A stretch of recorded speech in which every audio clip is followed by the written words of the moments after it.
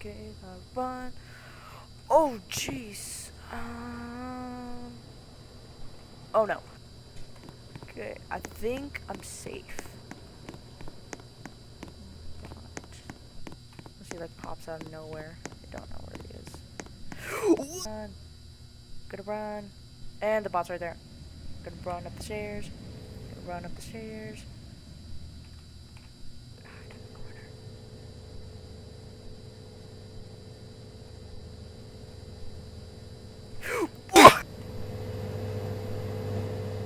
This is a Nextbot, and I'll be teaching you how to make it.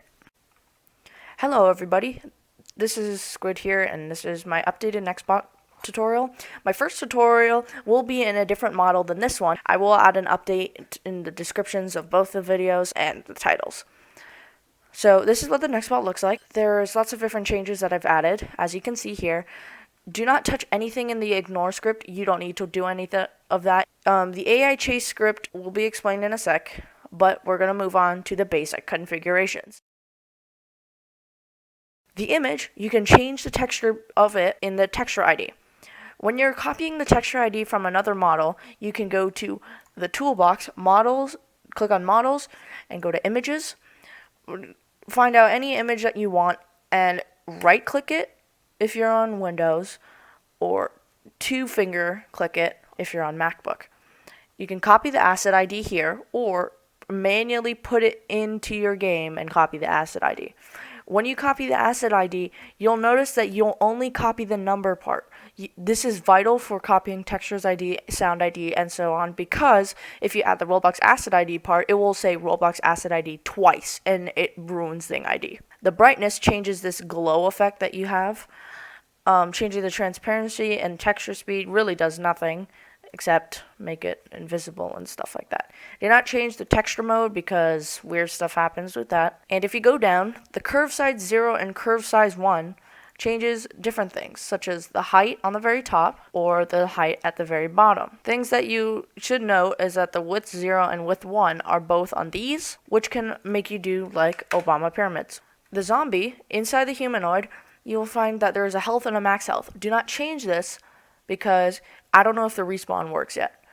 You can also change it and test it if you want, but in the other model, the respawn works fine.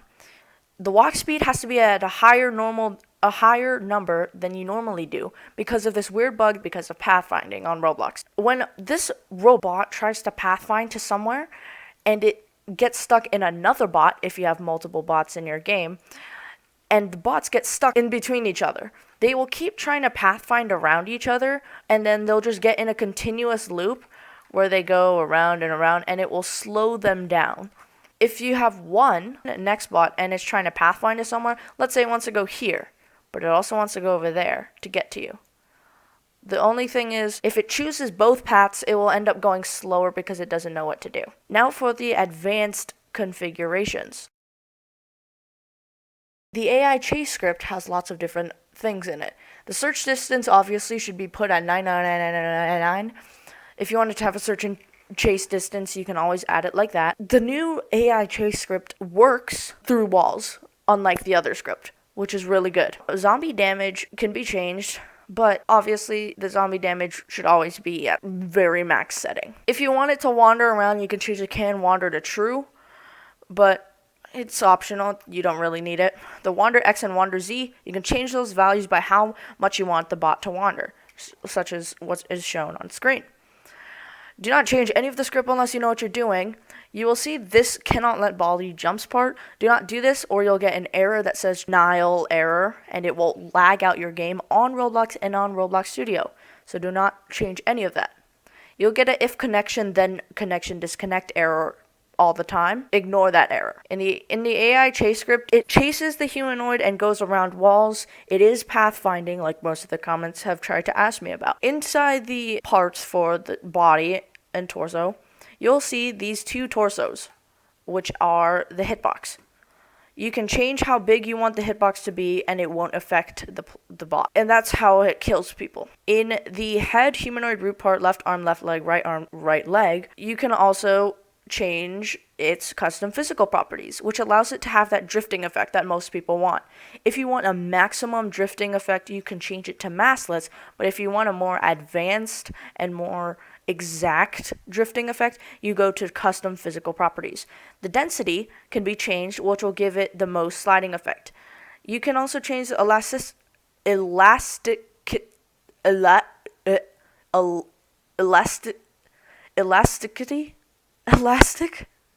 whatever.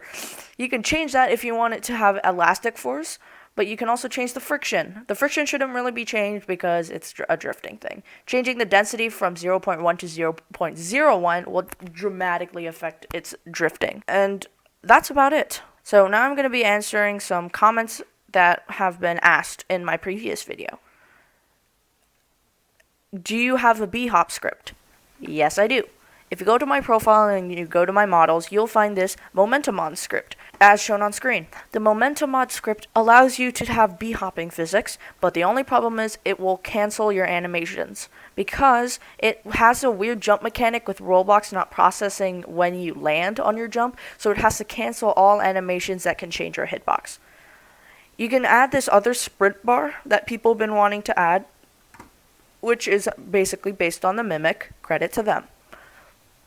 If you want a Ragdoll Death, you can go to my profile and click on the R to Ragdoll instructions. Lots of people were asking for a death screen, so I added one. The instant black death, it can always be changed. Once you add it into your game, but you can change the color of it. There are other scripts that I added, which are delete body parts when dead. Lots of people wanted the bot to move away from you and go to a new player if there are multiple players as soon as you die. But the only catch is it goes to the nearest body part, not the nearest player. So you're going to have to delete all your body parts when you're dead. So it will automatically go to the next player. Lots of people wanted a Gmod Health Bar, as shown right here. That's just a pre-made Gmod Health Bar. You can get it in my scripts. There is a force field time shortener if you want that. And now for the different things that people have been asking for. They've been wanting a safe zone and proximity doors. So I'll be showing you that right now. Right here, I have the doors. These are two different doors, the right door and the left door. These are how the doors work. On the screen, as you can see that the doors work. So, yeah. So this is the safe zone. It's basically 4 parts that can collide false, so you can walk through them, as shown right here. You're going to need a can collide script for this, which I will explain in a sec. Basically, you just change it to only players can collide once you get the script in my inventory. So the bot can detect you when you're outside of the safe zone, but since it has no other way to get to you, it will only stop once it gets into the safe zone. You can find a killbrick script in the toolbox and put it right above where the Nexbots hitbox is, because it is bigger than the normal player hitbox. The player's hitbox is about half the size of an actual Nexbot hitbox, so you can put a killbrick above the player and kill the Nexbot. Anyway, thanks for watching!